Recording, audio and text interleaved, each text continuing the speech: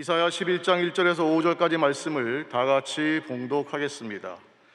이새의 줄기에서 한 싹이 나며 그 뿌리에서 한 가지가 나서 결실할 것이요 그의 위에 야훼의 영 곧 지혜와 총명의 영이요 모략과 재능의 영이요 지식과 야훼를 경외하는 영이 강림하시리니 그가 야훼를 경외함으로 즐거움을 삼을 것이며 그의 눈에 보이는 대로 심판하지 아니하며 그의 귀에 들리는 대로 판단하지 아니하며 공의로 가난한 자를 심판하며 정직으로 세상의 겸손한 자를 판단할 것이며 그의 입의 막대기로 세상을 치며 그의 입술의 기운으로 악인을 죽일 것이며 공의로 그의 허리띠를 삼으며 성실로 그의 몸의 띠를 삼으리라. 아멘.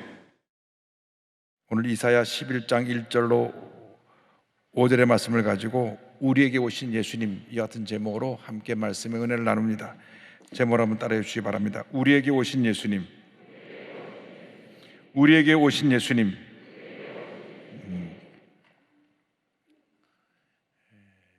죄와 절망 가운데 살아가고 있는 온 인류를 구원하시기 위해서 예수님 오셨습니다. 예수님의 오심은 인류 역사 이래 가장 큰 기적이고 축복이고 은혜입니다. 예수님 탄생 약 700년 전에 이사야 선자가 예수님께서 다윗의 반열을 통해 오실 것을 예언합니다. 이사야 11장 1절이 이렇게 시작됩니다. 이새의 줄기에서 한 싹이 나며 그 뿌리에서 한 가지가 나서 결실할 것이요. 다윗 왕의 아버지인 이새를 언급하면서 이새 줄기에서 한 싹이 나고 그리고 그 뿌리에서 가지가 나서 결실할 것이라는 것을 라는 말씀을 통하여서 예수님이 오실 것을 예언하고 있습니다. 예수님은 과연 우리에게 어떤 모습으로 오셨습니까? 어떤 분으로 오셨습니까?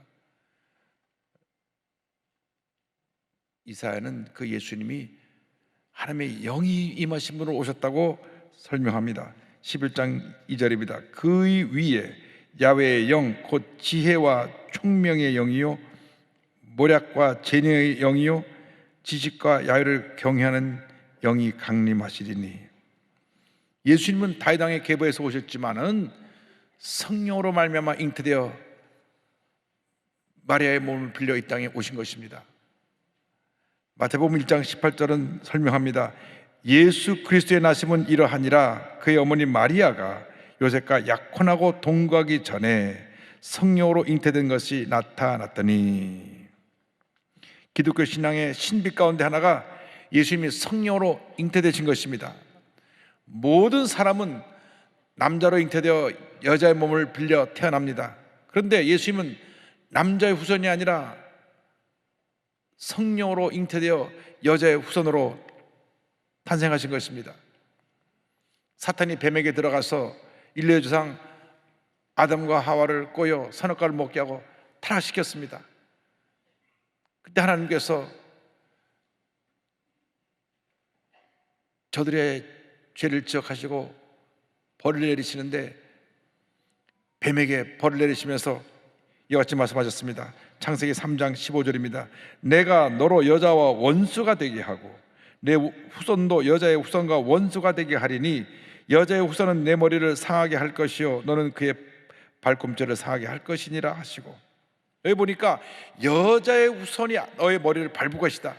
예수님이 여자의 후손으로 오셔서 사탄의 머리를 밟을 것을 예언하신 말씀인 것입니다. 예수님의 일생은 성령님과 함께 하신 일생입니다. 성령님으로 잉태되셨고 침례를 받을 때 성령이 임하시고 공생의 사역 내내 성령께서 함께 하셨습니다. 마태복음 3장 16절입니다. 예수께서 침례를 받으시고 곧 물에서 올라오실새 하늘이 열리고 하나님의 성령이 비둘기같이 내려 자기 위에 임하심을 보시더니. 예수님이 성령에 끌려 또 광야에 나가 시험을 받으십니다. 누가복음 4장 1절입니다. 예수께서 성령의 충만함을 입어 요단강에서 돌아오사 광야에서 40일 동안 성령에게 이끌리시며, 그리고 예수님은 성령의 능력으로 3년 반 공생의 사역을 잘 감당하셨습니다. 사도행전 10장 38절에 성경을 말씀합니다. 하나님이 나사렛 예수에게 성령과 능력을 기름 붓듯 하셨음에 그가 두루 다니시며 선한 일을 행하시고 마귀에게 눌린 모든 사람을 고치셨으니 이는 하나님이 함께 하셨습니다. 십자가 달리시 전날 밤 제자들과 마지막 만찬하는 자리에서 말씀을 전하실 때 성령께서 저희들에게 오셔서 주님의 일을 계승할 것을 말씀해 주셨습니다. 요한복음 10장 26절입니다. 보혜사 곧 아버지께서 내 이름으로 보내실 성령, 그가 너에게 모든 것을 가르치고 내가 너에게 말한 모든 것을 생각나게 하리라. 주님이 부활로 승천하시기 전에 마지막 제자들에게 분부하신 말씀도 성령의 충만을 받으라는 것입니다. 사도행전 1장 4절 5절입니다. 사도와 함께 모이사 그들에게 분배하여 이르시되 예루살렘을 떠나지 말고 내게서 들은 바 아버지께서 약속하신 것을 기다리라. 요한은 물로 침례를 베풀었으나 너희는 먼 날에 못되어 성령으로 침례를 받으리라 하셨느니라. 우리 예수 믿고 나서 반드시 성령의 충만함을 받아야 됩니다. 자꾸 넘어지고 상처받고 실수하고 문제 가운데 빠지게 되는 것은 성령 충만하지 않아서 그렇습니다. 성령 충만하면 우리가 어떤 문제 어려움도 넉넉히 이길 수 있게 되는 것입니다.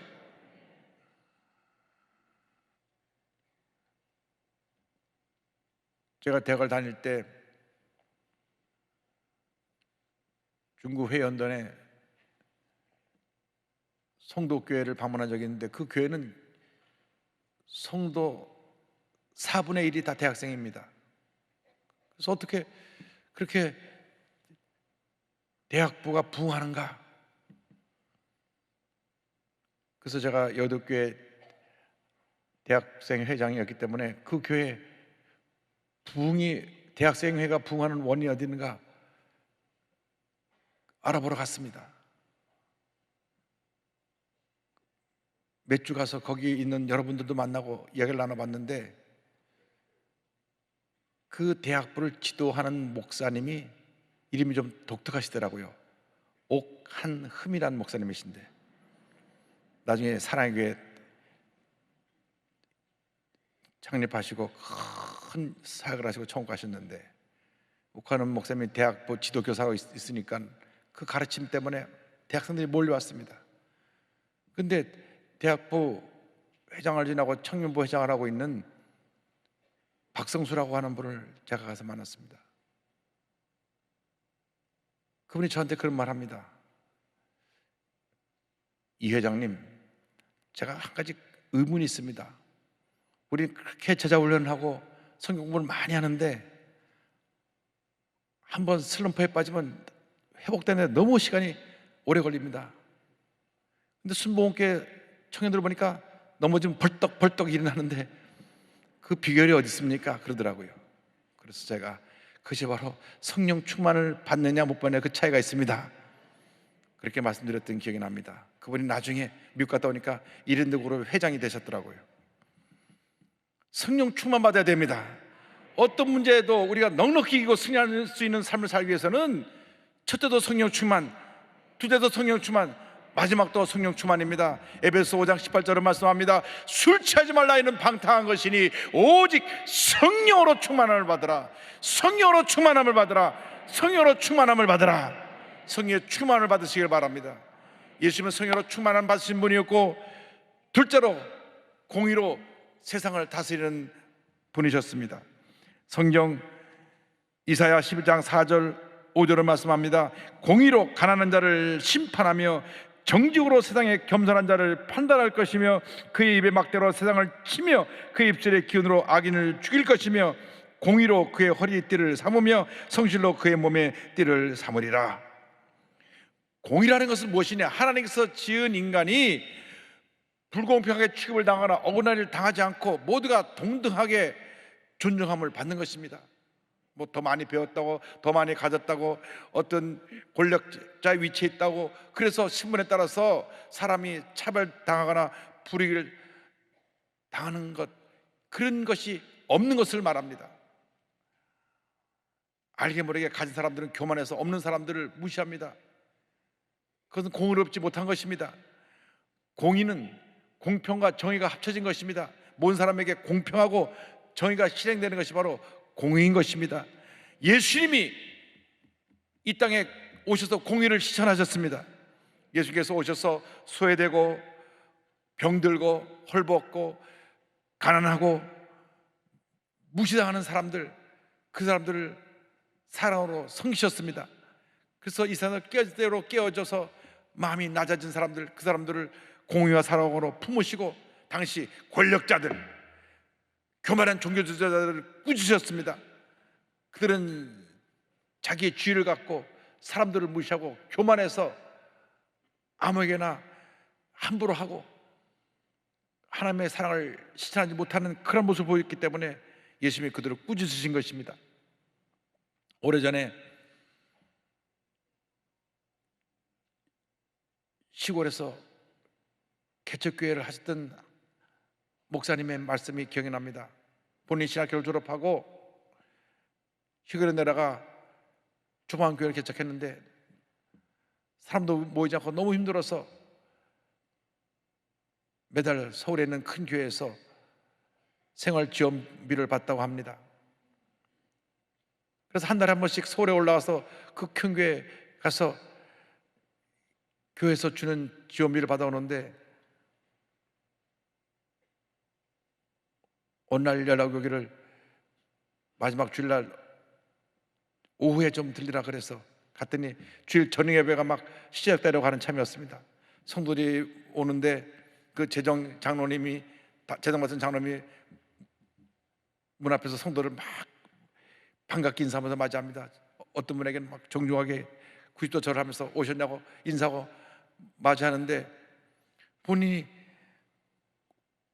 그분에게 다가서 반갑게 인사를 하니까 이렇게 쳐다보더니 왔어? 큰 충격을 받았습니다. 내가 시골에 개척교회 전도사고 보잘것 없고 초라하지만 저분의 앞에 비친 나의 모습은 또 돈 얻으러 왔어? 구걸하는 사람의 모습으로밖에 보이지 않는구나. 그날 이후로 그 교회 발을 끊고 엎드려 기도하고 또 기도하고 또 기도하고 주님만 바라보았더니 하나님께서 교회에 큰 부흥을 허락해 주셨다는 간증입니다.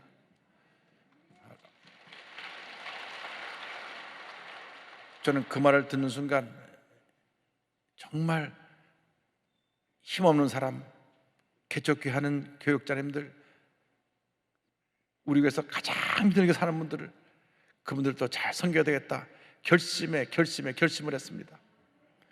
이번에 코로나19가 2년째 계속되어서 또 하나 뭐 오미크론인지 뭔지 듣도 보지 못한 게 나와가지고 얼마나 우리를 힘들게 하는지 너무 고통당하는 분이 많아서 제가 당의 장로님들과 의논해서 우리 교회에서 통 큰 결단을 했습니다. 우리 교회 모든 고통을 받는 영세 소상인들에게 다 100만 원씩 지원을 하고 그 다음에 기초생활수급자 애들에게는 50만 원씩 지원을 하고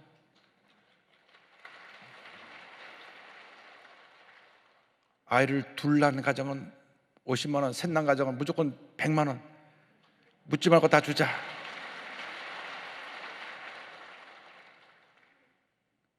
내일 서울역 쪽방촌에 가는데 쪽방촌에 한 평방짜리 단 한 방에 사는 참 힘들고 어렵게 사는 분들이 약 800세대가 있다고 하는데 예수를 믿는 사람들 믿지 않는 사람들 상관하지 말고 모든 한 가정당 한 세대당 50만 원씩 그래서 지원하자.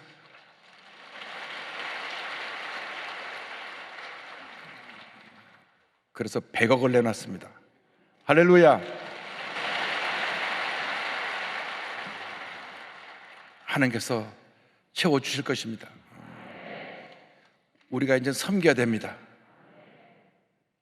사랑으로 섬겨야 됩니다. 그것이 공의입니다. 공의라는 건 뭐냐 하면 누구에게나 똑같이 예우하고 존중히 여기는 것이, 그것이 공의입니다. 이 공의는 사랑과 함께 가는 것입니다.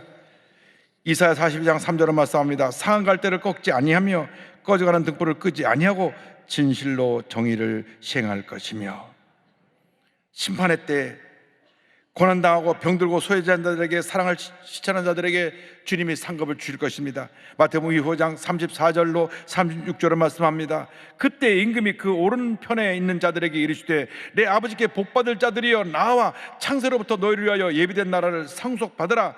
내가 줄일 때 너희가 먹을 것을 주었고 목마를 때 마시게 하였고 나그네 되었을 때 영접하였고 헐벗을 때 옷을 입혔고 병들었을 때 돌아보았고 옥에 갇혔을 때 와서 보았느니라. 40절에 임금이 대답하여 이르시되 내가 진실로 너에게 이르노니 너희가 여기 내 형제 중에 지극히 작은 자 하나에게 한 것이 곧 내게 한 것이니라 하시고. 할렐루야. 여러분 모두가 귀한 사랑을 실천하는 주님의 복된 자녀들이 다 되시기를 바랍니다. 주님의 공의가 임할 때 이 땅이 평화롭게 되는 것입니다.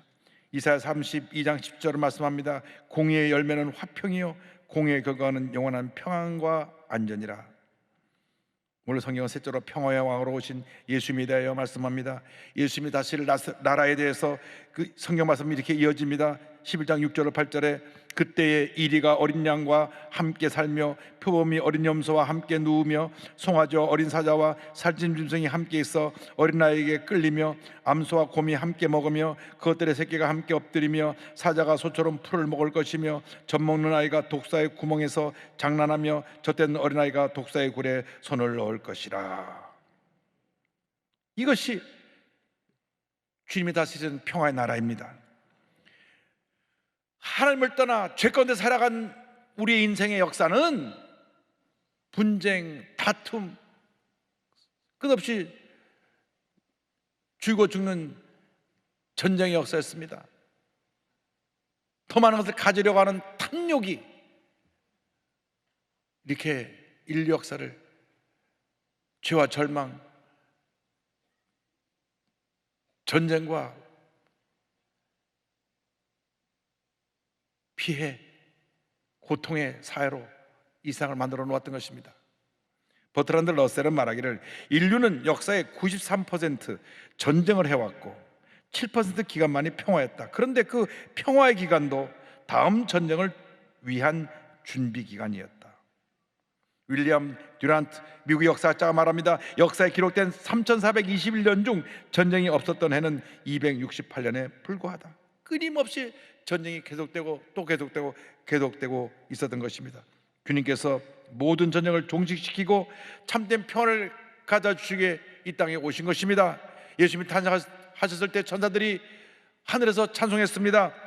누가복음 2장 14절입니다. 지극히 높은 곳에서는 하나님께 영광이요 땅에서는 하나님이 기뻐하신 사람들 중에 평화로다 하니라. 우리 모두가 평화의 사도가 되어야 하는 것입니다. 손에 든 미움과 분노, 비판의 돌을 내려놓고 사랑과 용서로 우리 하나가 되어야 합니다. 더 이상 서로 물고 뜯고 끌어내리고 상처를 주고받는 일을 하지 말아야 될 것입니다.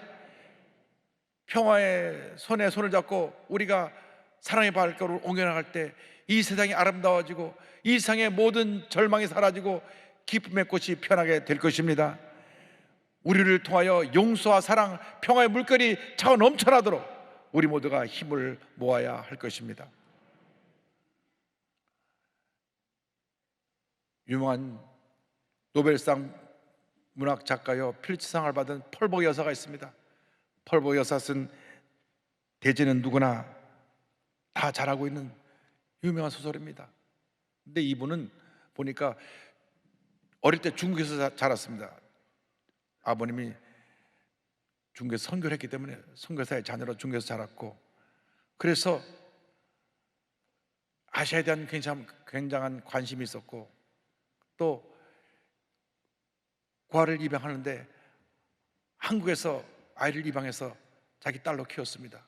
그 딸이 이번에 낸 책이 6월 달에 나왔는데 개천에 핀 장미라고 하는 제목으로 출간되었습니다. 그 이름은 줄리 해닝입니다. 6.25 전쟁 당시에 미군 장교와 엄마의 사이에서 태어났는데, 전쟁이 끝나니까 이 미군 장교가 어머니와 자기를 버리고 미국으로 떠나고 난 후에 연락이 두절됐습니다. 이 아이는 아빠 없이 자라나는데 이름이 그냥 순입니다. 순이. 성도 없고 그냥 순이야 순이야 이렇게 불렀는데, 얘가 학교를 가야 되니까 어머니가 그 동네 성당에 구시성을 가진 사자에게 부탁해서 그냥 이름만 올려서 학교라도 다니게 해달라고 해서 구시성을 가진 신부님이 이름을 빌려줘서 구순이가 됐습니다. 그래가지고 학교를 다녔는데 그 어머니가 쪽방촌에 살면서 너무너무 힘들어가지고 이 아이를 펄벅 재단에 그 고아원에 맡겨놓고 본인은 스스로 세상을 떠났습니다. 펄벅 여사가 순이를 양녀로 삼아 두 번째 어머니가 되어 미국으로 데려가서 사랑으로 돌봤습니다. 그런데 펄벅 여사가 폐암으로 죽게 되니까 이 딸을 다시 믿음이 좋은 프라이스 부부에게 입양을 합니다. 세 번째 부모이자 독실한 기독교인은 프라이스 부부를 통해서 신앙이 자라게 됩니다. 어느 날 성경을 읽다가 요한복음 3장 10절 말씀에 큰 은혜를 받았습니다. 하나님의 세상을 이처럼 사랑하사 독생자를 주셨으니 이는 저를 믿는 자마다 멸망하지 않고 영생을 얻게 하려 하심이라. 무엇 때문에 하나님은 나를 이처럼 사랑하셔서 독생성자 예수님을 이 땅에 와서 희생하게 하셨는가? 나같이 보잘것없고 버림받은 인생을 위해서 왜 이런 희생을 하셨나? 요한복음 10장 6절을 말씀 보는 순간 마음에 큰 감동이 왔습니다. 내가 곧 길이요 진리요 생명이니 나로 말미암은 저거는 아버지께로 올 자가 없느니라. 거기서 그녀가 꼬꾸라졌습니다. 나같이 아무 쓸모없는 혼혈의 아메라시안, 그 아시아계 미국을 말하는데 아메라시안을 위한 구세주가 있을까? 모든 걸 이해하지 못해도 예수님이 당신의 아들이라는 것을 믿겠습니다. 그래서 자기는 남은 여생 내가 주님을 위해 살겠습니다 고백하고, 그가 대학을 졸업한 후에 중학교 수학 선생님이 돼가지고 25년 동안 학생들에게 수학을 가르치는 가운데 학교에서 좋은 동료 교사를 만나서 같이 결혼을 했습니다. 근데 그 결혼한 남편이 나중에 목사가 됐어요. 더그 해닝, 이분과 함께 지금까지 귀한 사역을 감당하고 있는데, 세상 사람도 그녀를 혼혈하라고 사생하라고 조롱했지만 하나님은 그녀를 보호하셔서 이 줄리 해닝처럼 상처 입은 과거를 가진 사람들을 다 사랑으로 돌볼 수 있는 귀한 주님의 일꾼으로 세워주신 것입니다. 할렐루야. 다문화 가정의 삶과 인권에 대해서 1981년부터 지금까지 수많은 교회와 사회기관, 대학에서 연설하고 워싱턴 DC 의회에 나가 청문회에서 또 그들의 인권에 대해서 설명을 하고 뉴욕 카네기 홀에서도 연설했던 그 큰 주님의 일꾼이요, 주님의 종으로 쓰임받고 있습니다. 그녀가 고백합니다. 나는 아무것도 몰랐을 때에도 하나님은 나를 향한 계획과 목적이 있으셨다. 그분은 내가 새롭게 만들어진, 그리고 남들에게 핍박받을 인종으로 태어나는 걸 허용하셨다. 수많은 혼혈 아메라시안들이 낙태를 당할 때 그분은 나를 보호해 주셨다. 조롱의 대상이던 그 많은 세월을 통하여 언제나 나에게 최고의 것을 주고 싶어하던 애정어린 엄마를 그분은 예비해 주셨다. 하나님은 자신이 만드신 각각의 고유한 생명을 최고의 걸작품으로 만들어내기 위한 목적과 계획을 갖고 계신다. 할렐루야. 그녀는 미군 창고에서 버려진 혼혈하여 사생하여 그로 인해 고아원에 버려진 고아였지만 예수님이 그녀의 운명을 바꿔놓았습니다. 예수님이 그녀를 이렇게 훌륭한 지도자로 바꿔놓으시고 귀한 사명을 감당하게 만들어 주신 것입니다. 예수를 만나 여러분의 운명이 바뀌어지게 되기를 바랍니다. 예수를 만나 성령의 사람으로 공의와 사랑을 실천하는 주님의 일꾼으로 평화의 사도로 쓰임받게 되기를 바랍니다. 예수님이 여러분의 삶의 왕으로 오시기만 하면 하나님의 놀라운 은혜가 임하고 하나님의 축복이 여러분 한평생 여러분과 함께하게 될 것입니다. 주님, 내 마음의 왕으로 오시옵소서. 예수님을 왕으로 모시고 한평생 주님 안에서 귀하게 아름답게 위대하게 쓰임받는 여러분 되시기를 주님의 이름으로 축원합니다. 축원합니다. 축원합니다. 기도하겠습니다. 사랑과 은혜와 자비가 무한하신 하나님 아버지, 우리의 인생이 이렇게 보잘것도 없고 쓸모고 비참한 모습의 과거를 가진 모습이었다고 할지라도 주님 앞에 붙잡히게만 하면 위대한 하나님의 자녀로, 위대한 하나님의 일꾼으로, 위대한 지도자로 쓰임받을 수 있다는 것을 깨닫게 하신 것을 감사합니다. 우리 모두 위대한 하나님의 자녀들입니다. 남은 여생 하나님 영광에서 귀하게 아름답게 위대하게 쓰임받도록 주님 우리의 삶 가운데 은혜 내려 주시옵소서. 예수님의 이름으로 기도 올리옵나이다. 아멘.